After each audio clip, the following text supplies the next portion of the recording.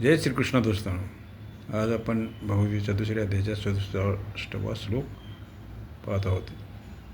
इंद्रियाणाहि चरताम यन्मयोनो विधीयते तस्यं हरति प्रज्ञां वायुर्नाव मिवांभसी. इंद्रियाणाहि चरताम मन मनो न्यू विधीयते. जर साधक कार्यक्षेत्रात सर्व प्रकारचा व्यवहार करत असेल तर त्याच्या इंद्रियांपुढे आपापले विषय येणारच. त्यापैकी ज्या इंद्रियाची त्याच्या विषयात आसक्ती होईल ते इंद्रिय मनाला आपले मनोगामी बनवते, मनाला आपला साथी बनवते. म्हणून ते मन त्या विषयाच्या सुखरूप करू लागते. अर्थात मनात सुखबुद्धी भोगबुद्धी उत्पन्न होते.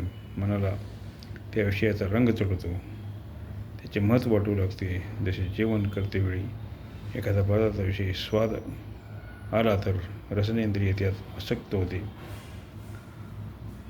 आसक्ती झाल्याने रसनेंद्रिय मनालाही ओढते. मग त्या स्वादाने मन प्रसन्न होते, खुश होते. तदस्य हरति प्रज्ञां. जेव्हा मनात विषयाचे महत्त्व घर करते तेव्हा ते एकटेच मन साधकाच्या बुद्धीला हरण करते. अर्थात साधकात कर्तव्यपरायणता न राहता भोगबुद्धी उत्पन्न होते.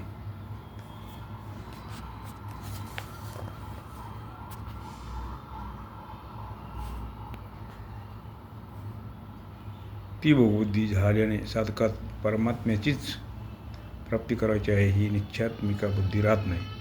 अशा प्रकारे विवेचन करायला तर वेळ लागतो, पण बुद्धी विचलित होण्याला वेळ लागत नाही.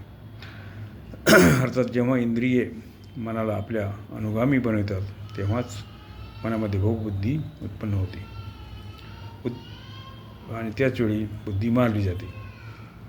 वायुर्नामवी वांभसी. ती बुद्धी अशा प्रकारे हरण केली जाते. ते दृष्टांत रूपाने सांगतात.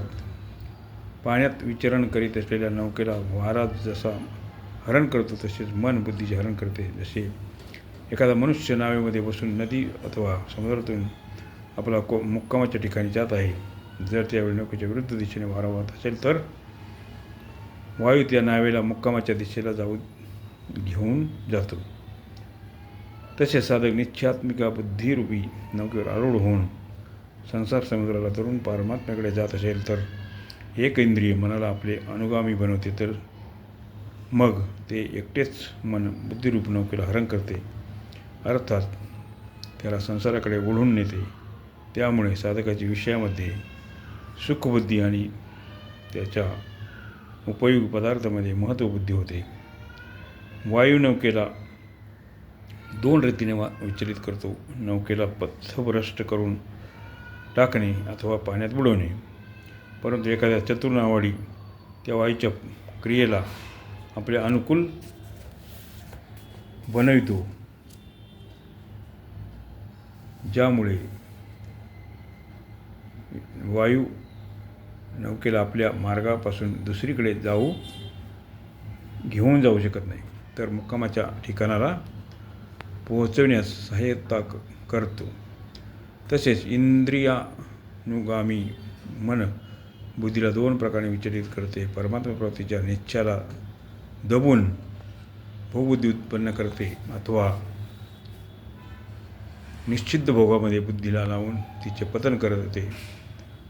परंतु ज्याचे मन आणि इंद्रिय वश असतात त्याच्या बुद्धीला मन विचलित करीत नाही, तर परमात्मा प्राप्ती करण्यास बुद्धीला सहाय्य करते. अशा प्रकारे 67व्या श्लोकाचा अर्थ येथे संपत आहे. जय श्रीकृष्ण.